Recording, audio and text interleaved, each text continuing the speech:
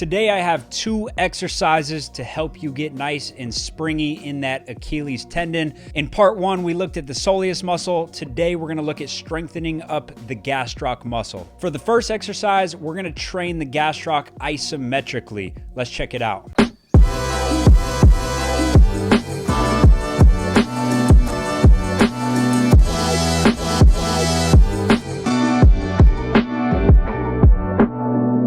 So for our overcoming ankle isometrics, what we're gonna do is set up the pins, and then basically I'm just driving as hard as I can into the pins.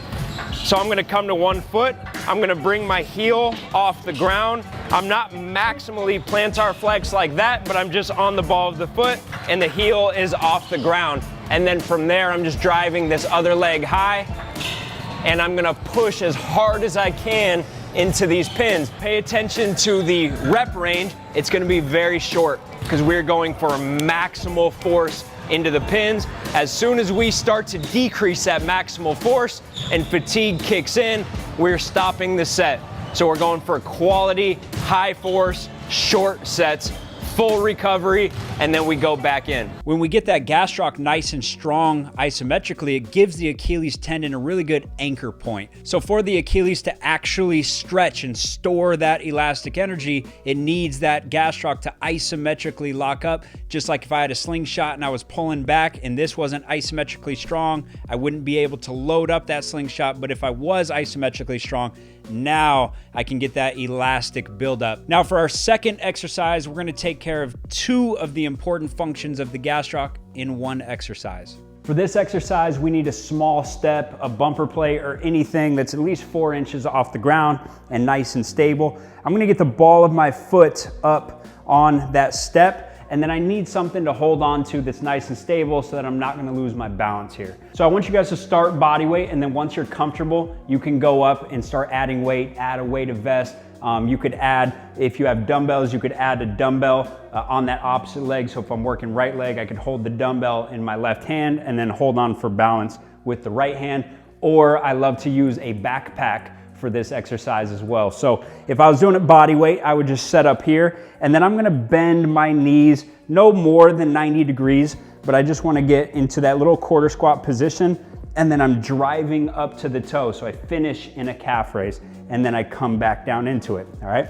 I'm keeping my heel even with this step. I'm not dropping below that step. So I'm keeping that good stiff ankle, and then at the top, I pop up into my calf raise, all right? So I am exploding up and I'm controlling down. If you wanted to add your backpack or your weighted vest, we can add our books or add some rocks, however you want to add some additional load to this exercise.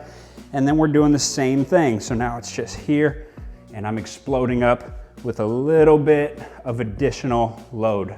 The reason I call this a functional calf raise is it's more functional for sports. So when we jump, when we run in acceleration, these calf muscles first have to act as transmitters. They're transmitting forces that are coming down through the knee, right? So I'm sending forces down through the knee, and we need these calves to be able to transmit that energy so that it can go through the feet and reach the floor and we move, right? But then we also need a little bit of propulsion from them. So it's not just transmitting energy, it's also creating energy. So like in a jump, it's transmitting, and then at the very last moment, I go into ankle plantar flexion, and that's when those calf muscles become force producers, right? So I'm doing the same thing, I'm just mimicking that action in this exercise. When I'm here and I'm driving up with my knee, I'm sending that energy downwards. So now this calf muscle, especially this gastroc, is sending that energy down, and then at the top, we're coming into plantar flexion. So now we have the calf actually doing both of its functions in this exercise compared to our normal standing calf raise where we're only using that calf as a force producer. All right, guys, thanks for watching part 2 of this series. Get this to 20,000 likes and I'll drop part 3. Let's get it.